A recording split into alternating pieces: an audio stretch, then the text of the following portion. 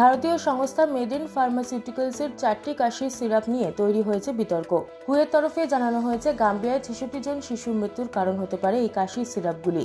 এই আলোচনার মাঝে all India organization of chemist and ড্রাগিস্টের তরফে বিবৃতি দিয়ে জানিয়ে দেওয়া হয়েছে মেডেন ফার্মাসিউটিক্যালস লিমিটেড ভারতে এই কাশির সিরাপ বিক্রি করে না, শুধুমাত্র রফতানির জন্যই এই পণ্যগুলি উৎপাদন করা হয়।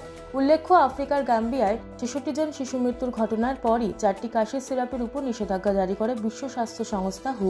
মেডেন ফার্মাসিউটিক্যাল লিমিটেড নামের হরিয়ানা সোনেপতের একটি মেডিসিন প্রস্তুতকারক সংস্থা এই ওষুধগুলো তৈরি করে। যে 4টি কাশির সিরাপের উপর নিষেধাজ্ঞা জারি করা হয়েছে সেগুলি হলো promethazine oral solution, Kofexmalin baby cough syrup, Makoff baby cough syrup এবং মাগরিব এন্ড কোল্ড সিরাপ।